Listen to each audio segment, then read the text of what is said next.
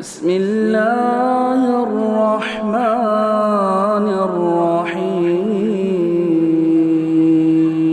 لقد كان في قصصهم عبرة لأولي الألباب ما كان حديثا يفترى ولكن تصديق الذي بين يديه وتفصيل كل شيء وهدى ورحمة لقوم يؤمنون إن الذين تعبدون من دون الله لا يملكون لكم رزقا فابتغوا عند الله الرزق واعبدوه واشكروا له إليه ترجعون. حاضرین گرامی، حضرت ابراہیم علیہ السلام کا ذکر چل رہا ہے، جس میں ہم نے کل کے روز ان کی دعوت کا پہلا مرحلہ جو انہوں نے اپنے گھر سے شروع کیا اس کا تذکرہ سورہ مریم میں حضرت ابراہیم علیہ السلام کے اس بیان یا یوں کہیے تقریر سے کیا جو اپنے والد کو دعوت دیتے ہوئے حضرت ابراہیم نے ان سے بیان کی، اور انتہائی ادب و احترام کے ساتھ مؤثر انداز میں اور ایسی دلیلوں کے ساتھ کہ ہر شخص کو، موٹی سی عقل والے کو بھی بآسانی سمجھ میں آ جائے کہ جو بات وہ کہہ رہے ہیں وہ بہت مضبوط ہے اور اسے قبول کیے بغیر چارہ نہیں ہے، دلیل کی بنیاد پر اس کو رد نہیں کر سکتے، الا یہ ہے کہ کوئی ماننا نہ چاہے تو زور زبردستی اور ہٹ دھرمی کا طریقہ اختیار کرے، جیسا کہ رد عمل میں آزر یعنی حضرت ابراہیم علیہ السلام کے والد آزر نے رد عمل میں وہی کیا، ڈانٹا، پھٹکارا، رجم کر دینے کی دھمکی دی اور گھر سے نکال دیا۔ یہ گھر کی بات تھی جہاں سے حضرت ابراہیم نے دعوت کی شروعات کی۔ اس کے بعد ابراہیم علیہ السلام نے قوم کے لوگوں کو بھی موقع موقع سے جگہ جگہ پر خطاب کر کے توحید کی دعوت دی۔ مثال کے طور پہ سورہ عنکبوت کی آیتیں ہیں جو میں نے حمد و صلات کے بعد پڑھی، اللہ حضرت ابراہیم نے جو دعوت دی اللہ نے اسے نقل کیا، وَإِبْرَاهِيمَ إِذْ قَالَ لِقَوْمِهِ اعْبُدُوا اللَّهَ وَاتَّقُوهُ، اور ابراہیم کا تذکرہ کیجئے جو پیچھے سے سیاق انبیاء کا آیا ہے کہ ابراہیم جب انہوں نے اپنی قوم سے کہا کہ اللہ کی عبادت کیجئے اور اسی سے ڈریے، اللہ سے کی عبادت کرو اور اسی سے ڈرو، ذالکم خیر لکم ان کنتم تعلمون، یہ تمہارے لیے زیادہ بہتر ہے اگر تم علم رکھو، یعنی علم ہوگا تو آدمی اسی کو صحیح اور اچھا سمجھے گا، اس کو اچھا نہ سمجھنا مطلب علم کے مخالفت بات ہے، جہالت ہے۔ ہاں، انما تعبدون من دون اللہ اوثانا وتخلقون افکا، حضرت ابراہیم علیہ السلام یا جو بھی انبیاء ہیں صرف یہی نہیں کہتے تھے کہ اللہ کی عبادت کرو، یہ ایک پہلو ہے، اس کا دوسرا پہلو ہے کہ فلاں کی عبادت نہ کرو، اللہ کے علاوہ کی نہ کرو۔ دھیان دیجیے، انبیاء کرام دونوں پہلو کیا کرنا ہے اور اس کے مقابلے میں کیا نہیں کرنا ہے دونوں چیزیں پیش کرتے تھے۔ ہم اس کو عام اصطلاح میں جیسے کہتے ہیں نیکی کا حکم دینا، برائی سے روکنا۔ آج کل ہمارے یہاں لوگ نیکیوں کے اور نیکیوں میں بھی ان نیکیوں کے حکم دینے کی بات کرتے ہیں جو کسی کو بری نہ لگے۔ ہاں، کھانے پینے کے آداب یہ ہیں، صلاح کی فضیلت یہ ہے، ہاں فلاں یہ کرنا چاہیے، اور نماز کی یہ فضیلت ہے، مسواک کی یہ فضیلت ہے، اس میں کسی کو کوئی برا نہیں لگے گا۔ لیکن اگر آپ کہیں گے کہ فلاں کام بدعت ہے، فلاں کام شرک ہے، فلاں جو کیا جا رہا ہے گناہ ہے، سودی لین دین حرام ہے اور یہ نہیں کرنا چاہیے، تو کہتے ہیں کہ یہ جو لوگ ایسا کر رہے ہیں ان کو کہیں گے تو برا لگے گا، لہذا اس جھنجٹ میں مت پڑو۔ تو آپ گویا دعوت کے ایک ستون کو ختم کر رہے ہیں، اور آپ کی دعوت اس وقت بے معنی ہو جاتی ہے جب آپ ایک طرف یہ تو کہہ رہے ہیں کہ اچھا کام کرو یا حلال روزی کی فضیلت، آپ فضیلت بتا رہے ہو، لیکن آپ حرام سے منع ہی نہیں کر رہے ہو۔ اب ایک آدمی کہتا ہے ٹھیک ہے حلال کی فضیلت ہے، لیکن حرام کرنے کے بعد حرام سے پیسہ کما لیا اور 2 رکعت فلاں والی نماز پڑھ لیا تو اتنے ہزار فرشتے میرے لیے مغفرت کی دعا لگ جائیں گے، اللہ تعالیٰ مقرر کر دے گا، تو میں نے جو حرام کھایا وہ صاف ہو جائے گا۔ یہ میں ایسے ہی نہیں کہہ رہا ہوں یا مذاق نہیں کر رہا ہوں، یہ لوگوں کا مزاج بنا ہوا ہے، فضائل کے نام پہ شریعت اور دین کی صحیح تعلیم نہ دینے کی وجہ سے، انبیاء کا طریقہ اختیار نہ کرنے کی وجہ سے، اگر آپ دعوت و تبلیغ کا کام کرتے ہیں تو ظاہر سی بات ہے ہم آپ سب کے لیے نمونہ کون ہے؟ وہ ہیں جن کو اللہ تعالیٰ نے ہمارے لیے نمونہ بنا کر پیش کیا. اور یہ دیکھیے سیدنا ابراہیم علیہ السلام اور دیگر انبیاء، اور آپ تو ابو الانبیاء ہیں، اللہ کے رسول صلی اللہ علیہ وسلم اور امت محمدیہ کو کہا گیا کہ ملت ابراہیمی کی پیروی کیجیے. تو آپ کہہ رہے ہیں اور ہر جگہ ملے گا کہ تم ایک طرف کہا کہ اللہ کی عبادت کرو اور اسی سے ڈرو، دوسری طرف فوراً آگے کہا کہ جس کی تم عبادت کر رہے ہو نا اللہ کے سوا وہ بت ہیں. اوثان وثن کی جمع، اوثان اور وثن دونوں کا ترجمہ بت کرتے ہیں، دونوں میں تھوڑا سا فرق کرتے ہیں کہ ایک شکل صورت والا اور ایک جیسے وہ درخت ہے، پتھر ہے یا قبر وغیرہ ہے اس کو پوجنے لگے تو وہ وثن ہے. کچھ لوگ کہتے ہیں کہ صنم وہ پتھر پیتل اور میٹل وغیرہ کا جو خراشہ رہتا ہے اور یہ چونے مٹی کے جو بنائے جاتے ہیں، جو بھی ہو دونوں بت ہیں. اللہ حضرت ابراہیم علیہ السلام کو کہا کہ جو جن کی تم اللہ کے سوا عبادت کرتے ہو وہ تو بت ہیں. وَتَخْلُقُونَ إِفْكًا، اور تم جھوٹی بات بناتے ہو، اللہ پر گڑھ رہے ہو، یعنی جھوٹ بات بنا کے اللہ کی طرف منسوب کر دے رہے ہو کہ دیکھو اللہ نے ان کو معبود بنایا یا اپنے درمیان اور ہمارے درمیان سفارشی بنایا. کچھ لوگ کہتے ہیں کہ بتوں کو خود اپنے ہاتھ سے تراش کے تم ایک جھوٹ گڑھتے ہو اور ان کو معبود کے درجہ دے رہے ہو. یہ مطلب ہے اس جملے کا. ان الذین تعبدون من دون اللہ لا یملکون لکم رزقا. دیکھیے سمپل انبیاء کی بات ایسی جو بظاہر بالکل سادی ہے اور آپ کو لگے گا کہ اس میں سمپل بات ہے، لیکن آپ غور کریں تو اس میں گہرائی نظر آئے گی. آدمی غور کر لے تو بات سمجھ میں آ جائے گی. کہا کہ جن کو تم اللہ کے سوا پوچھتے ہو وہ تمہارے لیے رزق کے بالکل مالک نہیں ہیں، تمہارے لیے روزی کا بالکل اختیار نہیں رکھتے. بار بار میں نے کل بھی یہ بات کہی کہ آدمی عبادت کسی کی کیوں کرتا ہے؟ کسی بھی مذہب کا ماننے والا جس کی عبادت کرتا ہے تو عبادت کرتے ہوئے اس کے دل میں کیا ہوتا ہے؟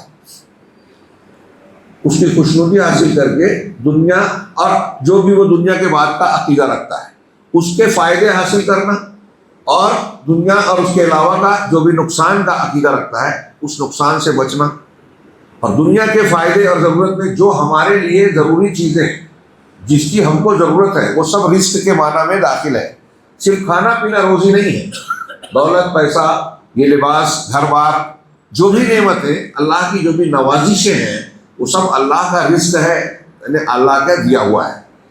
تو جو ہم کو چاہیے، جو ہم مانگنا چاہتے ہیں، جو ہماری ضرورت ہے، اللہ تعالیٰ کہہ رہا ہے کہ اللہ کے سوا جن کی بھی عبادت ہوتی ہے، وہ فرشتے ہوں، انبیاء ہوں، جیسے عیسائی حضرت عیسیٰ کو پوج رہے ہیں، انبیاء ہوں، صالحین ہوں، بزرگان دین ہوں، دیوی دیوتا، بدھ جس کو تصور کر لیا گیا، سورج چاند ستارے، کوئی بھی تمہارے رزق کا ذمہ دار نہیں ہے. حضرت ابراہیم کہہ رہے ہیں یہ روزمرہ کی زندگی کا معاملہ ہے اور یہی عبادت کا مقصد ہے. فلسفے والی گہری دور دراز کی باتیں، منطقیانہ باتیں نہیں، انبیاء کی باتیں بالکل ٹھیٹ فطرت کے مطابق اور دلوں پر چوٹ کرنے والی. فَابْتَغُوا عِندَ اللَّهِ الرِّزْقَ، تو اب روزی چاہیے نا، رزق چاہیے تو اللہ کے پاس مانگو، تلاش کرو. وَاعْبُدُوهُ وَاشْكُرُوا لَهُ، اور اسی کی عبادت کرو، اسی کی شکر گزاری کرو. الیہ ترجعون، تم کو اسی کی طرف پلٹ کر جانا ہے، انجام وہی ہونا ہے. دوسرا کوئی معبود باطل نہ یہ چیزیں دے سکتا ہے، نہ اس کے سامنے کوئی ایسی طاقت ہے کہ آپ کو دوبارہ زندہ کر کے حساب کتاب لے گا. کسی کی کوئی طاقت نہیں ہے. آپ کو اللہ کے پاس جانا ہے، اسی کے پاس جواب دینا ہے، تو اسی کو خوش کیجیے، اسی کی عبادت کیجیے، اسی کا شکر ادا کیجیے. اللہ حضرت ابراہیم علیہ السلام کو ہم ہر قدم پر ان کے جو موڑ ہمارے سامنے زندگی کے موجود ہیں، ہر جگہ انہوں نے دعوت کے مختلف اسلوب، جہاں جہاں میں نے پہلے بھی کہا، ایک طرف دیکھتے ہیں کہ بادشاہ سے بحث بات کر رہے ہیں، مناظرہ کر رہے ہیں، کہیں قوم سے، کہیں والد سے، کہیں اور کسی سے، تو انتہائی مضبوط دلیلوں کے ساتھ حضرت ابراہیم علیہ السلام اپنی دعوت سے کو انجام دیتے رہے. اور آپ کے سامنے، آپ کے مقابلے میں جتنے شبہات پیش کیے گئے، نمرود ہو، پنڈت ہو، قوم ہو، باپ ہو، جس نے بھی آپ کے سامنے شرک یا دوسری باطل باتوں کے تائید میں کوئی بات کہی، حضرت ابراہیم علیہ السلام کے جوابات پڑھیے قرآن میں، انتہائی مضبوط باتوں سے، دلیلوں سے. ان کے دلیلوں کو توڑ دیا اور ان کے بتوں کو بھی توڑ دیا. بلا سے دلیلوں کو بھی توڑا، آخری میں بتوں کو بھی، اور بتوں کو توڑ کر بھی دلیل دی. وہ دلیل دینا اور سمجھانا ہی اس کا مقصد تھا. اور اس پورے معاملے میں ہر جگہ ابراہیم علیہ السلام پوری قوت کے ساتھ، حوصلے کے ساتھ، ثبات قدمی کے ساتھ ڈٹے رہے۔ میں بار بار ایک جملہ کہتا ہوں کہ انبیاء سب سے بہادر ہوتے ہیں، کیونکہ انبیاء کو اللہ پر سب سے زیادہ بھروسہ ہوتا ہے۔ ہم لوگ یوں عام حالات میں غصے میں کہتے ہیں کہ میں اللہ سے ڈرتا، کسی سے نہیں ڈرتا، لیکن یہ ہم دکھاوا کرتے ہیں۔ ہاں، ہمارے اندر وہ بات، اللہ کے ڈر کا وہ معیار اور توکل کا وہ درجہ نہیں ہے، اور ہو بھی نہیں سکتا جو انبیاء کا تھا۔ ظاہر سی بات ہے، ان کا ایمان سب سے قوی اور مضبوط ہوتا تھا۔ تو ہم دیکھتے ہیں کہ وہ اکیلے قوم سے بھیڑے ہیں، ایسا نہیں کہ ایک بات بول کے بھاگ گئے، چھپ گئے، بعد میں معذرت کر لی، نرمی اختیار کر لی۔ ڈٹے ہیں اپنے موقع پر، قوم مخالفت کر رہی ہے، اس کا جواب دے رہے ہیں، رد کر رہے ہیں۔ حیرت ہوتی ہے اس منظر کو یاد کر کے، اپنے آپ کو وہاں رکھ کے سوچے کہ ہم کیسے ہوں گے وہاں۔ حضرت ابراہیم علیہ السلام نے اسی ضمن میں قرآن نے آپ کا قوم سے مناظرہ نقل کیا۔ وَإِذْ قَالَ إِبْرَاهِيمُ لِأَبِيهِ آزَرَ أَتَتَّخِذُ أَصْنَامًا آلِهَةً، کہ جب ابراہیم نے اپنے باپ آزر سے کہا کہ کیا آپ بتوں کو معبود بناتے ہیں، ان بتوں کو اپنے معبود بنا لیا۔ انی اراکا وقومکا فی ضلال مبین، ڈائریکٹ واضح، بالکل گھما پھرا کے نہیں کہ آدھے گھنٹے کی 1 گھنٹے کی تقریر کر رہے ہیں، اتنے اشارے میں بول رہے ہیں کہ جس کو سمجھانا چاہتے ہیں اس کو سمجھے ہی نہیں کہ کیا بول رہے ہیں۔ آج کل ہمارے یہاں ذہانت اور حکمت سے تقریر کرنے کا مطلب لوگ یہی سمجھتے ہیں، اتنے اشارے کنائے میں شرک، اور اگر پہلے تو شرک اور بدعت کا رد نہیں کریں گے، اور کریں گے تو ایسے ادبی انداز میں اشارے کنائے میں کہ جو آدمی اس گناہ میں ملوث ہے اس کو پتہ ہی نہیں چلتا کہ یہ مجھ کو بول رہا ہے، میری اصلاح کرنا چاہ رہا ہے۔ انبیاء کا یہ طریقہ نہیں، ڈائریکٹ کہ اپنے باپ سے کہا، پوری قوم سے کہا کہ میں آپ بتوں کو جو ہے معبود بنا رہے ہیں، آپ کو اور آپ کی قوم کو میں کھلی صاف گمراہی میں دیکھ رہا ہوں۔ انی اراکا وقومکا فی ضلال مبین وکذالک، اللہ نے اس کے بعد کہا وکذالک نری ابراہیم ملکوت السماوات والارض ولیکون من الموقنین، اسی طرح ہم ابراہیم کو آسمانوں اور زمینوں کی ملکوت، سلطنت دکھاتے رہے۔ کیسے دکھایا؟ مطلب اس کے حقائق بتائے اللہ تبارک و تعالی، جس سے ان کا سینہ کھل گیا، شعور میں قوت اور علم میں پختگی آ گئی، معرفت آ گئی۔ چنانچہ حضرت ابراہیم کے بارے میں کہ ہم نے دکھا دیا، کیوں؟ تاکہ وہ یقین والوں میں سو جائے۔ یہ آیت اس سے پہلے بھی گزری اور میں نے بتایا کہ انبیاء کرام کو اللہ رب العالمین بعض چیزوں کا مشاہدہ اسی مقصد سے کرتا ہے کہ دنیا کے دیگر لوگوں کے مقابلے میں ان کا یقین کا درجہ انتہائی اعلیٰ ہو جائے، تاکہ پھر ان کو اپنے قوم کو سمجھانے میں بھی ویسی قوت حاصل ہو جائے۔ سیدنا اللہ کے نبی جناب محمد رسول اللہ صلی اللہ علیہ وسلم کو معراج اور اسراء کے سفر میں جو بعض چیزیں دکھائی گئی اللہ نے، اللہ کی مشیت اور حکم سے، تو اس کا بھی ایک مقصد یہ بتایا گیا کہ تاکہ آپ یقین کرنے والوں میں ہو جائے۔ حضرت ابراہیم کو ملکوت السماوات والارض دکھایا اور کہا تاکہ وہ یقین کرنے والوں میں سے ہو جائے۔ فلما جن علیہ اللیل، پھر جب رات ان پر چھا گئی، رات کی تاریکی آئی، رآ کوکبا، تو ستارے کو دیکھا، ایک تارے کو دیکھا، قال ھذا ربی، تو کہا یہ میرا رب ہے۔ آگے ہم یہ جانیں گے کہ حضرت ابراہیم علیہ السلام نے بطور عقیدہ یہ بات نہیں کہی تھی۔ کچھ لوگ کہیں گے دیکھیں حضرت ابراہیم تو بول دیے کہ ستارہ میرا رب ہے، تو مشرک ہو گئے۔ کیا حضرت ابراہیم علیہ السلام نے ماننے کے اعتبار سے کہا تھا کہ میرا رب ہے؟ نہیں، آگے کے سیاق سے ہی پتہ چلتا ہے کہ ان کو رب کہہ کے پھر رد کر رہے ہیں، اور یہاں یہ بھی پتہ چل رہا ہے کہ وہ اس لیے کر رہے ہیں کہ قوم کے لوگ اس کو رب مان رہے ہیں، قوم کے لوگ اس کو پوج رہے ہیں، تو ان کا رد کرنے کے لیے یہ بطور مناظرہ تھا، بطور ناظر یا غور و فکر کے نہیں تھا۔ قرآن نے سیدنا ابراہیم کے تعلق سے بار بار کہا ما کان من المشرکین لم یک من المشرکین، وہ مشرکین میں سے نہیں تھے تو کبھی نہیں تھے۔ قرآن نے ذکر کیا، ابھی کل ہم نے پڑھا کہ بچپن سے ہی ہم نے ان کو ان کی رشد دے دی۔ جو بچپن سے شعور رشد ہدایت والا ہے وہ کبھی شرک نہیں کر سکتا۔ چنانچہ حضرت ابراہیم علیہ السلام نے یہ بات جو کہی، سمجھانے کے لیے بطور مناظرہ کہی کہ یہ ستارہ جو ہے چلو مان لیتا ہوں یہ میرا رب ہے، جسے ہم کہتے ہیں۔ اس نے مجھے کہا کہ یہ جملہ جو ہے اگرچہ سادہ ہے، لیکن کچھ مفسرین نے کہا کہ یہ سوال ہے۔ ھذا ربی، کیا یہ میرا رب ہے؟ یعنی اصل میں اس پہ سوال بھی ہے کہ یہ ستارہ نظر آئے، تم اس کو پوچھ رہے ہو تو کیا میرا رب ہے؟ فلما افلا، لیکن جب وہ غروب ہو گیا، ڈوب گیا، قال ھذا ربی، قال لا احب الآفلین، تو حضرت ابراہیم نے کہا کہ ارے یہ تو ڈوب گیا، میں ڈوبنے والوں کو میں پسند نہیں کرتا. اگر کسی کو پوچھ رہا ہوں، سامنے آ رہا ہے تو اب اسے پوچھ رہا ہوں، تو اگر وہ سامنے رہے گا تو میری سنے گا، میرے حال کو جانے گا. اب ابھی ہے اور ابھی غائب ہو گیا، تو اس کا مطلب یہ کہ یہ خود سے نہیں کر رہا ہے کچھ، اور اس کے پاس اختیار نہیں ہے، طاقت نہیں ہے، اور میری بات کیسے جانے گا. اس میں دیکھیے کئی چیزیں آ گئی. اس میں ڈوب گیا تو کہا میں ڈوبنے والوں کو پسند نہیں کرتا.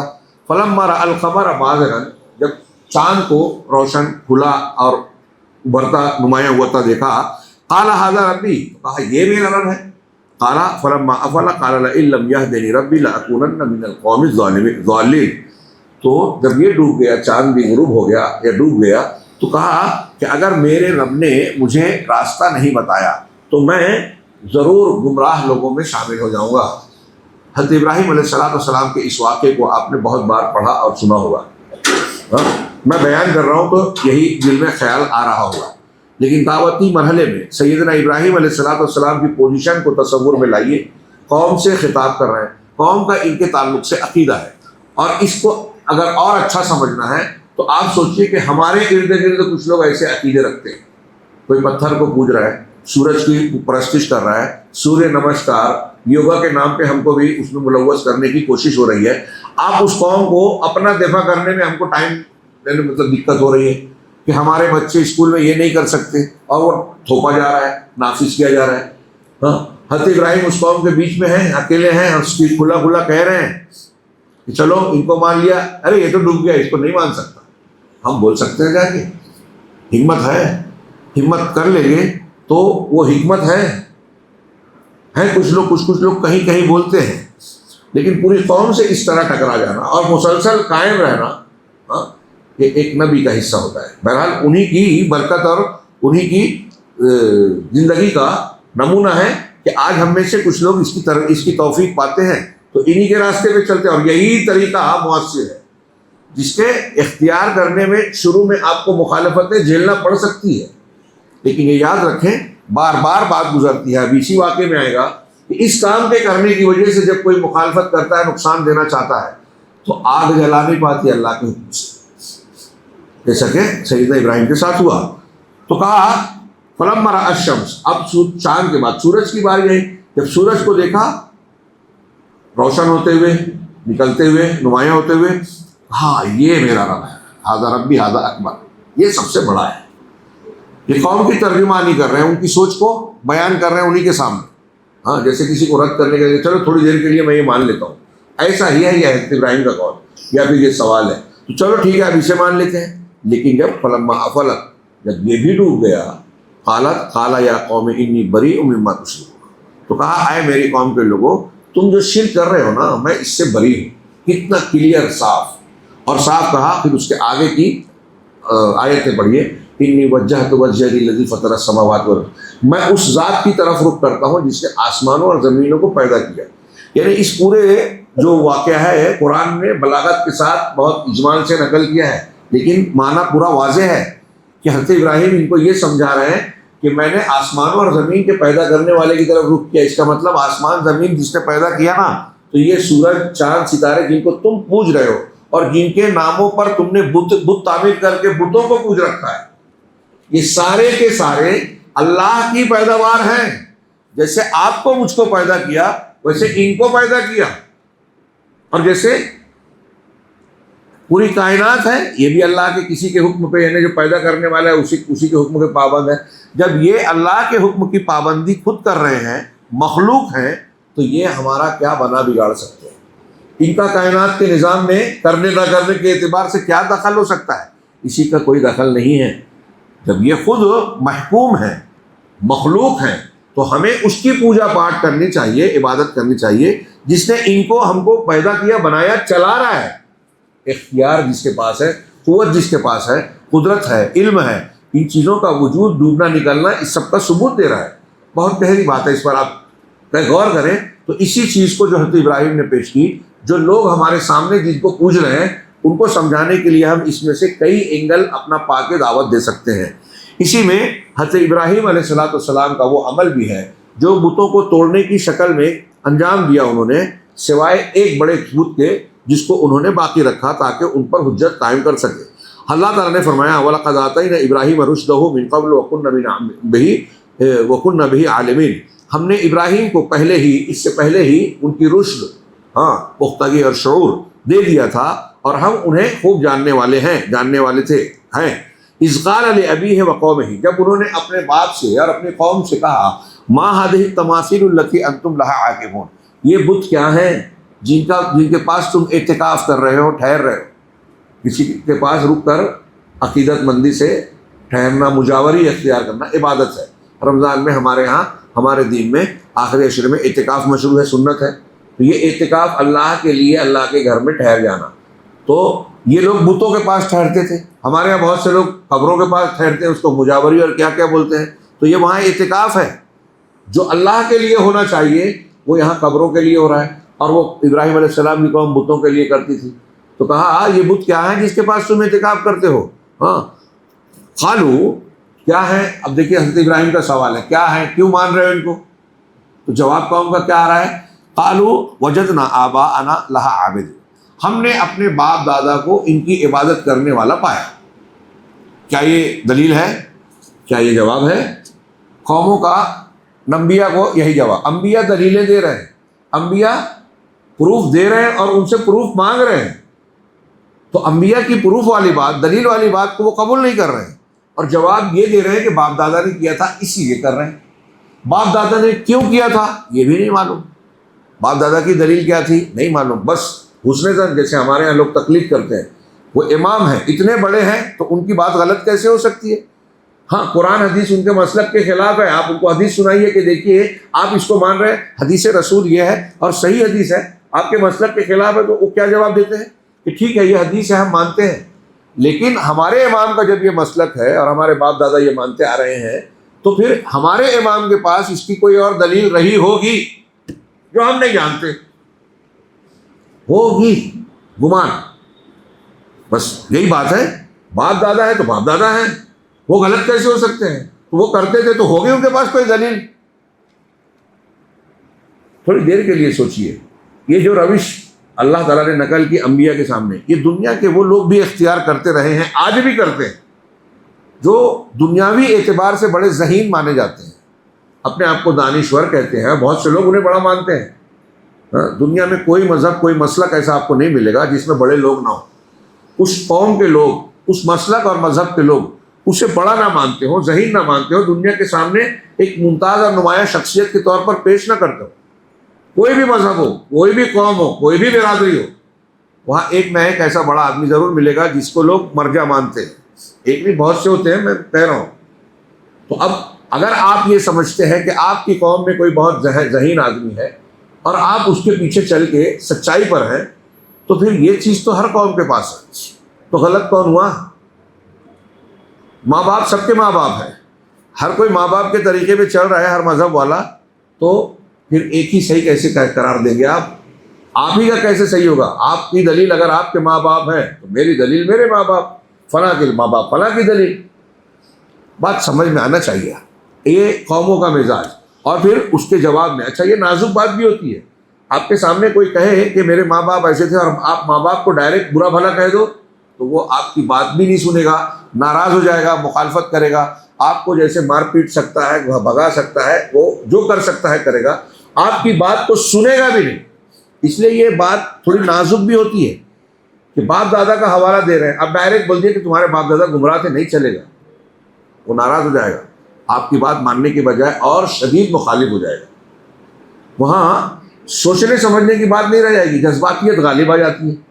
تو یہ ایک جذباتی چیز ہے، اور شیطان نے اس محبت و عقیدت کو ایسا بنا دیا کہ لوگ اسے دلیل کے سامنے میں دلیل مانتے ہیں، جبکہ یہ دلیل نہیں ہے۔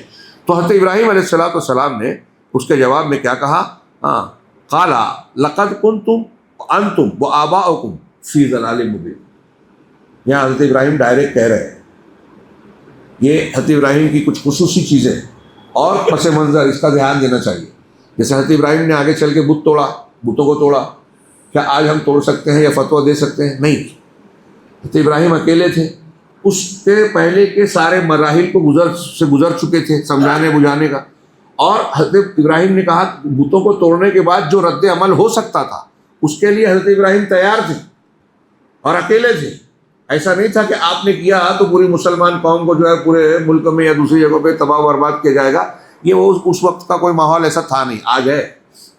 تو ان سب چیزوں کا لحاظ کیا جائے گا. تو حضرت ابراہیم یہاں کہہ رہے ہیں کہ تم اور تمہارے باپ دادا اگر ان بتوں کی پوجا کرتے تھے، کر رہے ہو، تو کھلی گمراہی میں. کیا بات ہے، سیدنا ابراہیم کی دعوت، جس چیز کو مصلحت میں کبھی کبھی چھپائے، وہاں ڈائریکٹ کہہ رہے ہیں حضرت ابراہیم علیہ السلام. ہاں، قالوا اجئتنا بالحق ام انت من اللاعبین.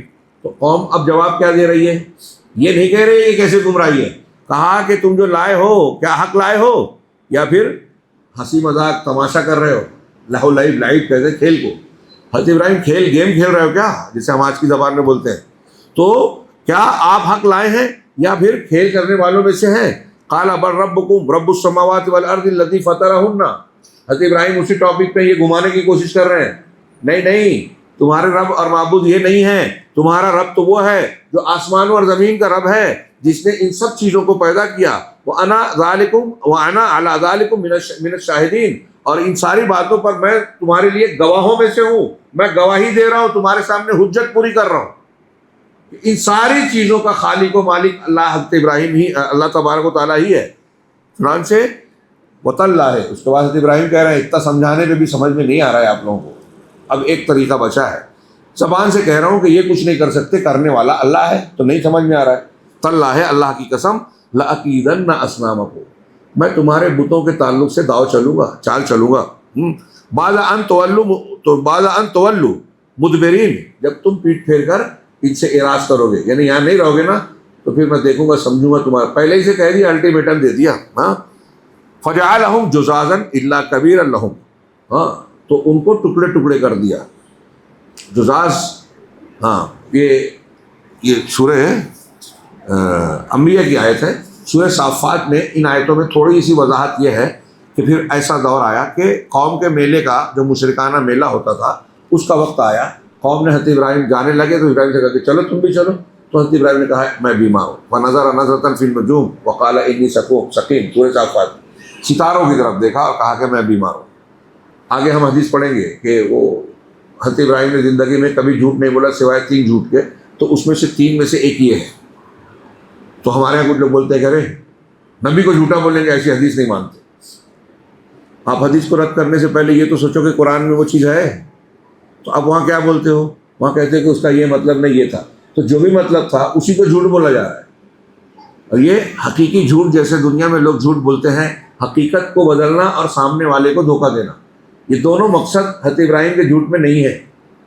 ہاں، یہاں دھوکہ دینا مقصد، مطلب لوگوں نے سمجھا کہ جسمانی بیماری ہے. حضرت ابراہیم بیمار تھے، حقیقت میں رہے ہوں گے جسمانی نہیں تو روحانی بیماری. میں نے جیسا کہ اس سے پہلے علماء نے لکھا ہے کہ بھائی بتائیے، ایک نبی محنت کر رہا ہے، دعوت دے رہا ہے، شرک اور کو رد کر رہا ہے، توحید بتا رہا ہے، قوم مان نہیں رہی ہے، کتنا دکھ ہوگا. ایک روحانی دکھ تھا، بیماری تھی. اور دوسرے، ہر انسان آپ دیکھیں کہ آج یہاں جتنے ہم لوگ بیٹھے ہیں، بتائیے کہ سب 100% فٹ ہے کیا؟ کچھ نہ کچھ بیمار سبھی رہتے ہیں. تو اللہ حضرت ابراہیم نے بھی گویا اس طرح کہا تو کہ میں بیمار ہوں، تو یہ قرآن میں بھی ہو گیا. بہرحال اس کے بعد قوم جب چلی گئی، حضرت ابراہیم علیہ السلام پہنچے اور بتوں پر پل پڑے. فراغا الی آلہتہم، ان پر پل پڑے اور ان کو ساروں کو توڑ دیا سوائے بڑے کو. تو انہیں ٹکڑے ٹکڑے کر دیا سوائے جو ہے ان کے بڑے کے، تاکہ جب وہ اس کی طرف جب آئے تو اس کی طرف ہی لوٹے. ہاں، قالو، اب جب آئے دیکھا، دیکھیے شارٹ ہے قرآن میں، اجمال ہے، یہ نہیں کہ آئے دیکھا یہ براہ راست نتیجہ. قالوا من فعل هذا بآلهتنا، اب آ کر دیکھا تو ارے ہمارے بت تو ٹوٹے پھوٹے ٹکڑے ٹکڑے بکھرے ہوئے ہیں. ہاں، یہ ہمارے معبودوں کے ساتھ کس نے کیا؟ انه لمن الظالمین، وہ بڑا ظالم ہے، ظالموں میں سے ہے. تو انہی میں سے کچھ نے کہا قالوا سمعنا فتى يذكرهم، کہ ہم نے ایک نوجوان کو سنا ہے کہ وہ ان کا ذکر کر رہا تھا، یعنی ان کے بارے میں کچھ باتیں کر رہا تھا کہ ایسا کروں گا ویسا کروں گا، میں ان کے خلاف داؤ چلوں گا. تو حضرت ابراہیم نوجوان تھے، ہاں، اور کہتے تھے تو قوم کے لوگوں میں کوئی متعارف بھی تھے. اب جب ان کا تذکرہ ہوا تو کہا ٹھیک ہے ان کو لاؤ. یقال لہ ابراہیم، ہم نے ایک نوجوان کو سنا جنہیں ابراہیم کہا جاتا ہے. قالوا تو لوگوں نے کہا فاتوا به علی اعین الناس, ہاں لوگوں کے سامنے اسے لایا جائے, اسے لے کر آؤ, ہاں لوگوں کے سامنے پیش کرو, لعلہم یشہدون تاکہ لوگ گواہی دیں کہ یہی تھا, یہی بولا تھا, پوچھے ذرا. ہاں پھر اس کو حضرت ابراہیم کو لایا گیا. اب آپ سے سوال ہو رہا ہے قالوا اانت فعلت هذا بالهتنا یا ابراہیم, تو کہا کہ ابراہیم ہمارے معبودوں کے ساتھ یہ حرکت کیا تم نے کی ہے؟ ہاں قال بل فعلہ کبیرہم هذا, حضرت ابراہیم نے کہا نہیں یہ بڑے والے نے کیا ہے, پوچھ لو. ہاں فاسألوہم ان کانوا ینطقون, یہ ٹوٹے پھوٹے پڑے ہیں ان کو توڑ دیا گیا ہے, ان سے پوچھ لو, یہ بڑے والے نے مارا ہے, توڑا ہے. ہاں یہ اس تین میں سے ایک جھوٹ یہ ہے حدیث میں, وہ بھی تو قرآن میں ہے. اب آپ کہتے ہو کہ وہ حدیث غلط ہے, تو قرآن کی آیت بھی غلط ہے کیا؟ اگر یہ قرآن کی آیت ہے یار آپ مان رہے ہو اور پھر کہہ رہے ہو کہ اس کا یہ مطلب ہے وہ مطلب ہے, تو حدیث کی بھی وہی تشریح کر دیجیے. عجیب جاہل اور بے وقوف ہوتے ہیں یہ منکرین حدیث, بہت بڑے جاہل. اور ان تین جھوٹ والی روایت کو مولانا مودودی صاحب نے بھی رد کیا ہے. ہاں مولانا آزاد نے بھی رد, مولانا آزاد اصول کو مان کر رد کرتے ہیں. ہاں اور مولانا مودودی صاحب کے یہاں ایک اندھے کو یا کسی ایسے شخص کو جو اناڑی ہو تلوار دے دی جائے اور کسی کو بھی مارتا پھرے, آپ کو ایسا نظر آئے گا کہ کہیں بھی جس طریقے سے انہوں نے اصول دیا ہے کہ عام آدمی اگر ان کو پڑھ لے تو کسی بھی حدیث کا قتل کرتا تھے. مولانا اسماعیل گجرا والا اسماعیل سلفی رحمہ اللہ نے یہ بات لکھی, یہ ایسی تلوار ہے اصول کی, غلط اصول کی کہ کوئی بھی کسی بھی حدیث پر تلوار چلا دے, رد کر دے, اور دیکھیے ان کے منہ سے متاثر ہے کوئی بھی حدیث رد نہیں آتی, جو مولانا مودودی کے دماغ میں آئی ہے وہ بھی نہیں آتی, رد کر دیتے. خیر, تو کہا کہ پوچھ لو اگر یہ بول سکے, تو قالوا سمعنا, تو انہوں نے جواب دیا قال بل اگر وہ بول سکتے ہیں فاسألوہم ان کانوا ینطقون فرجعوا الی انفسہم, تو اپنے دلوں کی طرف پلٹے, یعنی غور کرنے لگے. سورہ صافات میں ہے کہ حضرت ابراہیم تم جانتے ہو کہ جو ہے یہ جواب نہیں دے سکتے, بول نہیں سکتے. تو حضرت ابراہیم نے کہا کمال ہے, خوف ہے تم پر اور تمہاری اس دماغی صلاحیت پر, یہ تم کو بول نہیں سکتے. ہاں یہ ٹوٹ پھوٹ گئے, مطلب اپنے آپ کو بچا نہیں سکتے. تو بتائیے کہ جب اپنے آپ کو بچا نہیں سکے, آپ کو بول نہیں سکتے, تو تم ان کی عبادت کر کے ان سے مانگ رہے ہو, تمہاری کیا بنائیں گے, کیا بگاڑیں گے, کیوں پوچھ رہے ہو؟ حضرت ابراہیم یہی سمجھانا چاہتے تھے, یہ آخری اسٹیپ تھی ان کی سمجھانے کی. دیکھیے کتنی محنت کر رہے ہیں سیدنا ابراہیم علیہ السلام, اور کہاں تک چلے گئے سمجھانے کے لیے, توڑ دیا. کتنا بڑا رسک تھا, اور رد عمل بھی ویسے ہی ہوا. اب یہاں یہ بھی سمجھ میں آ رہا ہے کہ حضرت ابراہیم نے جب کہا تھا کہ ان کے بڑے والے نے کیا ہے, تو اس سے مقصد دھوکہ دینا نہیں تھا, نہ قوم نے دھوکہ کھایا. جھوٹ بولنے کا جو مقصد ہوتا ہے کہ میں آپ کو کوئی جھوٹ بولتا ہوں تو کیوں بولتا ہوں, تاکہ آپ کو صحیح بات معلوم نہ پڑے.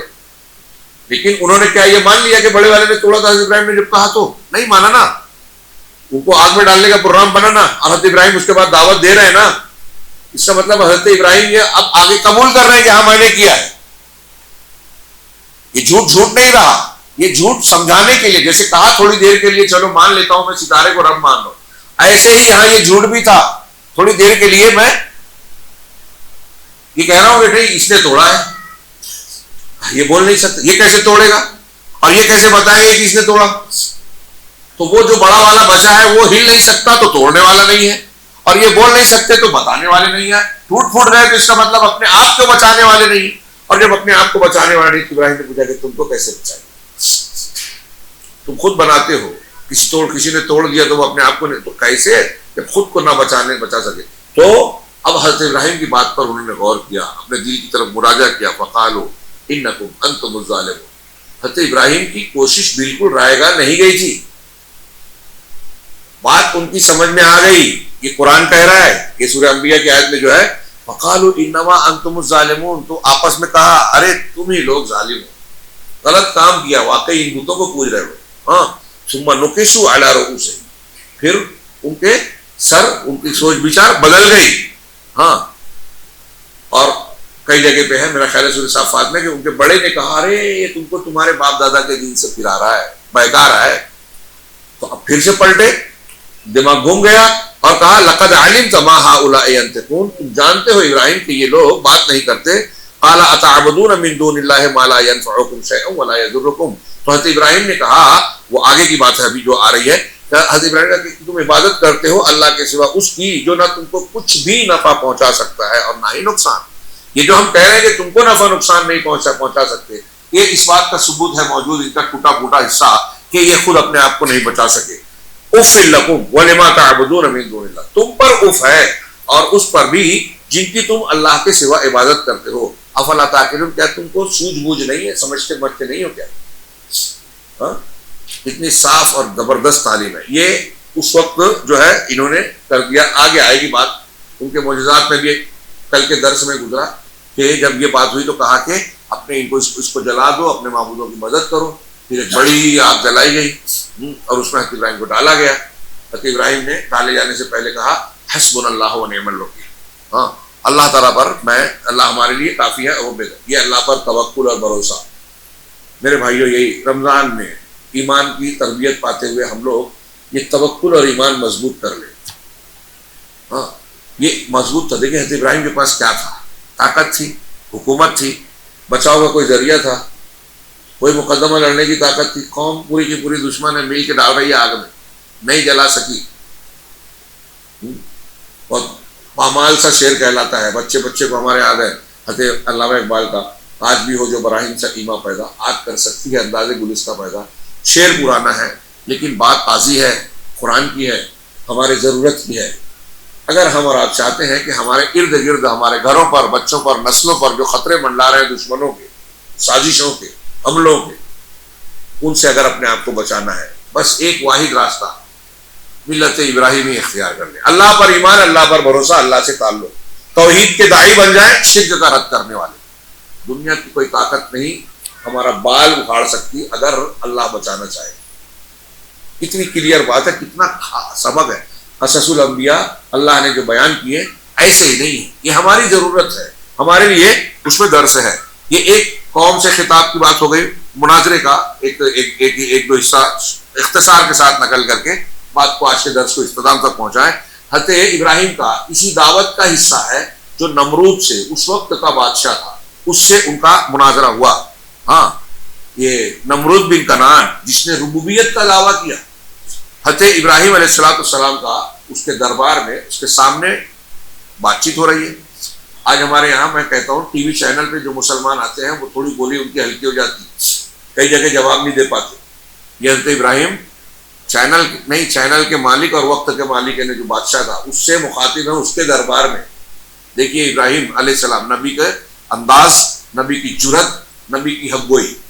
تو کہا کہ الم تری الی الذی حاج، اللہ نے نقل کیا، کیا تم نے اس کی طرف نہیں دیکھا جس نے حاج ابراہیم فی ربی، حضرت ابراہیم سے ان کے رب کے سلسلے میں جھگڑا کیا، جدال کیا، بحث کی، مناظرہ کیا، جو مفہوم کے اعتبار سے. ہاں، ان آتاہ اللہ الملک، کہ اللہ نے اس کو سلطنت دی تھی، اس لیے اترا رہا تھا، جھگڑا کر رہا تھا. اذ قال ابراہیم ربی الذی یحیی و یمیت. اب وہ اپنے آپ کو کہہ رہا ہے، حضرت ابراہیم سے پوچھ رہا ہے تم کیوں مان رہے ہو اللہ کو، یا تم مجھے نہیں مانتے، بتوں کو نہیں مانتے، جو بھی کہو. تو اس نے، حضرت ابراہیم نے کہا کہ میرا رب وہ ہے جو زندگی دیتا ہے اور موت دیتا ہے. سمپل، سادی، کلیئر بات. تم دیکھتے ہو ایک آدمی جی رہا ہے، ایک آدمی مر رہا ہے، پیدا ہو رہا ہے، مر رہا ہے. تو یہ زندگی کا نظام جو چل رہا ہے، زندگی اور موت کا، یہ میرے رب کا کام ہے. جو یہ کرتا ہے نا اسے میں رب مانتا ہوں. سمپل دلیل دی حضرت ابراہیم نے. تو کہا کہ قال انا احیی و امیت. اس پگلے نے کہا کہ میں بھی تو یہی کرتا ہوں، میں بھی تو یہ کرتا ہوں، میں بھی زندہ کرتا ہوں اور مردہ کرتا ہوں. تو روایتوں میں، تصویروں میں ہے کہ اس نے قید خانے سے دو قیدیوں کو بلایا. ایک کو بولا کہ اس کو مار دو، ایک کے بارے میں بولا کہ اس کو چھوڑ دو. تو جس کو مارا کہا دیکھو میں نے اس کو زندگی دے دی، اس کو موت دے دی، اور جس کو چھوڑ دیا کہا دیکھو اس کو زندگی دے دی. حالانکہ کتنے پوہڑ پن کی اور نادانی کی بات تھی، لیکن حضرت ابراہیم علیہ السلام نے جب اس کو دیکھ لیا کہ اس اسٹینڈرڈ کا ہے تو اب اسے اس اسٹینڈرڈ کے حساب سے دوسری دلیل دے دی. اس میں الجھے نہیں جیسے ہمارے یہاں لوگ کرتے. ہاں، اس کے بعد حضرت ابراہیم علیہ السلام نے کہا قال ابراہیم، چلو ٹھیک ہے، تم کو ایسا لگ رہا ہے نا، ابھی اس کو چھوڑو، یہ دلیل. ابراہیم نے کہا فإن اللہ یأتی بالشمس من المشرق، تم کو زندگی اور موت کے کھیل میں چونکہ تمہارے ذمہ میں حکومت میں ہو تو لگتا ہے میں کچھ کو ساتھ کر رہا ہوں تو اس کو زندگی دینا موت دینا مان رہا ہوں. تو اب چلو نظام کائنات میں تم کو ایک چیز بول رہا ہوں کہ میرا اللہ میرا رب وہ ہے، اللہ وہ ہے جو سورج کو مشرق سے لاتا ہے. ہاں فاتی بہا من المغرب، تو تو ایک کام کر، میرا رب یہ کرتا ہے، تو جیسے بول رہا ہے کہ میں بھی زندگی موت دیتا ہوں تو میرا رب یہ کام کرتا ہے تو ادھر سے نکالتا ہے نا، ایک کام کر تو مغرب سے نکال کے بتا.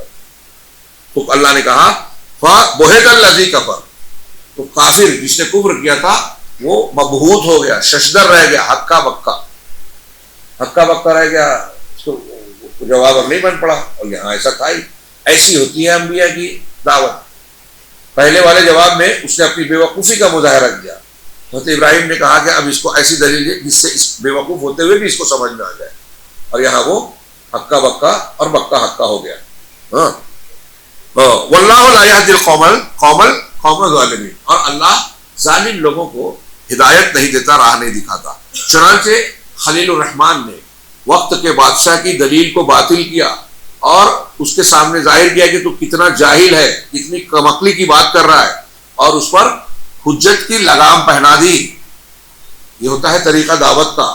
اور مقابل کے لیے ایسی دلیل پیش کی جائے جس سے وہ اپنے آپ کو بادشاہ دانشور، جیسے آج بھی بہت سے جتنے مشرکین اپنے آپ کو دانشور سمجھتے ہیں، لیکن دلائل سے حضرت ابراہیم نے جو اس کو چپ کرایا اس سے پتہ چلا کہ وہ جاہل ہے، بے وقوف ہے. ہاں اور دلیل حق کا اس کے پاس جواب نہیں ہے، لہذا وہ کیا نام ہے مبہوت ہوا، ہکا بکا رہا. اس طرح ابراہیم علیہ السلام توحید، اللہ کی توحید کی طرف دعوت دیتے رہے اور بتوں کی پرستش شرک سے منع کرتے رہے، مناظرہ کرتے رہے، اپنے معاند اور مخالفین ہر دھرموں کے خلاف حجت قائم کرتے رہے، شرعی دلیل سے، عقلی دلیلوں سے، قول سے، فعل سے. قول سے سمجھا رہے ہیں، کہہ رہے ہیں، فعل سے عمل کر کے بتا رہے کہ میں ان کی پوجا نہیں کرتا، اللہ کی عبادت کرتا ہوں. چنانچہ آپ کی دعوت سب سے عظیم عبرت اور سبق کا پہلو رکھتی ہے اپنے اندر. یہ اسی وجہ سے حضرت ابراہیم ایک امام بن گئے کہ بعد والوں کو ان کی پیروی کرنے کا حکم دیا گیا. انی جاعلک للناس اماما. ہاں اور آپ کی ملت حنیفی کہلائی ہے. حنیفیت کو ہم توحیدیت کہہ سکتے ہیں. چنانچہ اللہ تعالیٰ نے ارشاد فرمایا، حضرت ابراہیم کو نمونے کے طور پر پیش کرتے ہوئے کہا وَإِذِ ابْتَلَىٰ إِبْرَاهِيمَ رَبُّهُ بِكَلِمَاتٍ، جب تمہارے رب نے ابراہیم کو کچھ کلمات کے ذریعے سے آزمایا. کلمات میں جن چیزوں کو، احکامات کو اللہ تعالیٰ نے حضرت ابراہیم کو دے کر آزمایا کہ ختنہ کرو، ختنہ کر لیا. ہاں بیوی بچے کو بیاب و گیا وادی میں چھوڑا ہے. ہاں قوم کو سمجھانا ہے، زبان سے سمجھایا، عمل سے سمجھایا، بت توڑ کر سمجھایا، مناظرہ کر کے سمجھایا. جیسے جیسے بولا اسے ویسے ویسے یہ کام کر دیا. گھر میں جھگڑا ہوا، گھر چھوڑ دیا. وطن والوں نے کہا، وطن چھوڑ دیا. آگ میں ڈالا، اللہ پر بھروسہ کر کے تیار ہو گئے. کعبہ تعمیر کرو، کر لیا. جو حکم دیا، جہاں جہاں آزمایا اللہ نے. کہیں چوں چرانے کے گئے، یہ کیسے بڑھاپے میں اتنے بڈھا ہو گیا ہوں، ایک بیٹا ملا ہے اور تو کہہ رہا ہے کہ اس کی گردن پہ بھی چھری چلا دوں. نہیں، کوئی اعتراض نہیں کیا. اللہ نے جب خلیل بنایا تو خلیل کی ذات وہ ہوتی ہے جس سے خالص محبت ہو اور اس محبت میں کوئی چیز رکاوٹ نہ بنے. خلت خالص محبت کو کہتے ہیں. اگر کوئی چیز اس محبت میں آڑے آ گئی تو خلیل نہیں رہا. جب اللہ نے حضرت ابراہیم کو خلیل بنایا اس کے بعد حکم دیا کہ بچے کو میرے واسطے ذبح کر دو. اگر ابراہیم علیہ السلام یہ کہتے کہ بچے کی محبت بیچ میں آ گئی، بڑھاپے کی اولاد ہے، کیسے قتل کرو، تو ان کی خلت باقی نہیں رہتے. تو خلیل نے یہ بتایا کہ اللہ کا خلیل ہی ہے. اس کی محبت کے بیچ میں کوئی بھی بیٹے کی، ماں کی، دنیا کی کوئی محبت رکاوٹ نہیں بن سکتی. اور ان کے گلے پر بالدریغ چھری چلا دی. یہ بات ہے کہ الگ بات ہے کہ اللہ نے چلنے نہیں دی. تو حضرت ابراہیم علیہ السلام نے کو جس بات سے اللہ نے آزمایا، اللہ نے سب کو پورا کیا. قال انی جاعلک للناس اماما، تو کہا کہ میں آپ کو لوگوں کے لیے امام بنانے والا ہوں. قال ومن ذریتی، کہا میری ذریت، میری اولاد، ان کا کیا؟ قال لا ینال عہد الظالمین، تو اللہ نے کہا کہ ظالم لوگ میرا عہد نہیں پا سکتے. ظالم جو توحید کے راستے سے ہٹ گئے وہ ظالمین ہے. آپ کے قوم میں، آپ کے نسل میں جو انصاف پر ہوگا، توحید پر ہوگا، آپ کی ملت حنیفی پر ہوگا، تو پھر اس کو امامت اور برتری ملے گی. یہاں دیکھیے ابراہیم کا جذبہ، مجھے امامت، تم کو امامت دے رہا ہوں، میں امام بنا رہا ہوں. تو اس پر خوش نہیں ہوئے، چلو میں تو امام ہو گیا، مجھ کو تو یہ درجہ دے دیا اللہ نے. قوم کی فکر ہوتی ہے نبیوں کو، نبی سے زیادہ اپنی قوم کا بھلا چاہنے والے، ہمارے سگے ماں باپ بھی اتنا نہیں چاہتے جتنا نبی چاہتا ہے. میں ہوائی بات نہیں کر رہا ہوں. دیکھیے میں امام بنا رہا ہوں، تم کو اللہ کہہ رہا ہے تو میری قوم کے لوگ، میری نسل کے لوگ، ان کا کیا ہوگا؟ قوم کی فکر ہے زیادہ. ہاں تو اللہ نے کہا کہ ظالم لوگ میرا عہد نہیں پاتے. وقال تعالی، اسی طرح ایک جگہ اللہ تعالیٰ نے فرمایا ثم اوحینا الیک ان اتبع ملۃ ابراہیم حنیفا، پھر ہم نے آپ کی طرف وحی کی کہ آپ ملت ابراہیمی کی پیروی کیجیے، ہاں یکسو ہو کر، وما کان من المشرکین، اور معاف کیجیے آپ ابراہیم کی ملت کی اتباع کیجیے، ہاں جو حنیف تھے، یکسو توحید والے، ایک طرف جھک کر دوسروں سے تعلق کاٹ لینے والے، اور مشرکین میں سے نہیں تھے. ایک جگہ اللہ نے فرمایا قد کانت لکم اسوۃ حسنہ فی ابراہیم والذین معہ، یہ سورہ ممتحنہ کی آیت ہے کہ تمہارے لیے ابراہیم اور ان کے ساتھیوں میں ہاں اسوہ حسنہ ہے، اچھا نمونہ ہے. جب انہوں نے، آگے کا جملہ ہے اسی آیت میں، جب انہوں نے اپنی قوم سے کہا کہ ہم تم سے اور تمہارے شرک سے اور تمہارے جھوٹے معبودوں سے بری ہیں. تو یہاں ابراہیم اور ان کے ساتھ والوں سے مراد ابراہیم اور دوسرے پیغمبر ہے، کیونکہ آگے جملہ ہے کہ جب انہوں نے اپنی قوم سے کہا، تو قوم کس کی ہوتی تھی؟ پیغمبروں. تو قوم کے سارے پیغمبروں میں نمونہ ہے، اور سارے پیغمبروں نے کیا کہا؟ مشرکین سے اور قوم کے شرک کرنے والوں نے کہا کہ ہم تم سے، تمہارے شرک سے بری ہیں، تمہارے معبودوں سے جن کی تم بات کرتے ہو ان سے بری ہیں. یہ سیدنا ابراہیم علیہ السلام کی دعوت کا کچھ پہلو یا کچھ حصہ جو قرآن اور حدیث نے ہمیں بیان کیا، ہم نے پیش کیا. اب اس میں سیدنا ابراہیم علیہ السلام کے مقابلے میں قوم کا کیا موقف ہے، ان کے ساتھ کیا ہوا، اور پھر جب انہوں نے ہجرت کی اور ان کے زندگی کے کچھ واقعات جو قرآن حدیث نے ہمیں بتائے ہیں، انشاءاللہ اگلے ایک دو درس میں ہم اسے جانیں گے. اللہ تعالیٰ ہمیں دنیا اور آخرت میں کامیابی سے نوازے. وآخر دعوانا ان الحمد للہ رب العالمین وصلی اللہ علی نبینا.